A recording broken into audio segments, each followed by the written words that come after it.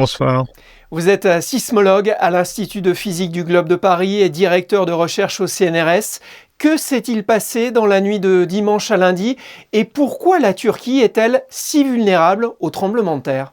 Au cours de la nuit, on a eu ce séisme majeur de magnitude 7,8 et qui se trouve en fait sur une zone de faille qui est bien documentée. On est à la limite entre deux grandes plaques tectoniques, la plaque arabique qui monte vers le nord et la plaque anatolienne qui correspond à la Turquie qui se déplace vers l'ouest. Donc cette zone est une zone fragile de la croûte terrestre. On a de nombreux documents de séismes historiques équivalents à celui qui vient de se produire. Donc c'est une zone qui est parfaitement repérée. Ce qui est très inhabituel, c'est que en plus de ce premier séisme qui est produit au milieu de la nuit, on a eu un deuxième séisme d'une magnitude quasiment équivalente quelques heures plus tard, donc qui a renforcé bien sûr la déformation de la croûte terrestre et aussi l'impact sur les populations. Comment expliquer un tel bilan à la vétusté de certains bâtiments? Il y a sûrement des problèmes liés aux constructions, mais ça, ce n'est pas vraiment ma spécialité. Mais il y a aussi un facteur aggravant qui est le fait que ces secousses ont lieu la nuit. Donc les gens sont chez eux et donc sont particulièrement affectés par les destructions massives.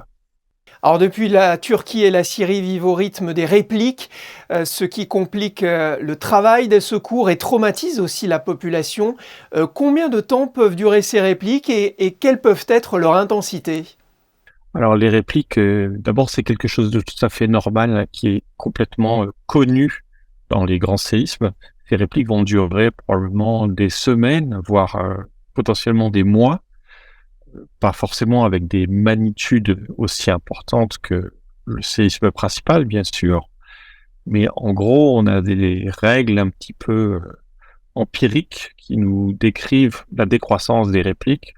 Donc, pour le séisme qu'on a eu là, on s'attend à avoir des répliques de magnitude 7, au moins une ou deux, et puis quelques dizaines de magnitude 6, et puis quelques centaines de magnitude 5, et puis des milliers de répliques plus petites.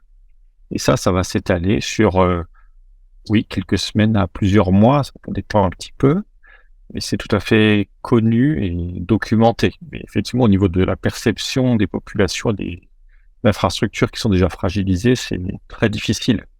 Oui, ce qui pourrait donc encore aggraver la situation. Alors des scientifiques du monde entier tentent de détecter les signes avant-coureurs des séismes. Est-ce qu'on pourra un jour les prévoir? C'est d'abord important de dire qu'aujourd'hui, on ne prédit pas les tremblements de terre.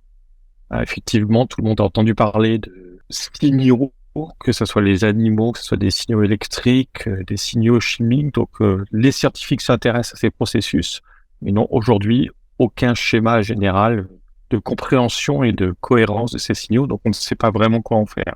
On peut espérer qu'un jour, on sache en faire quelque chose. Mais par contre, ce qu'il est important de préciser quand même, c'est qu'on connaît les zones à risque. Typiquement, la faille est-anatolienne sur laquelle s'est produite ce séisme est connue, écartée. On connaît les vitesses de déformation. Donc, on ne peut pas dire qu'on soit pris par surprise et qu'on ne s'attende pas à avoir des tremblements de terre dans cette zone-là, par exemple. Merci Yann Klinger. Merci.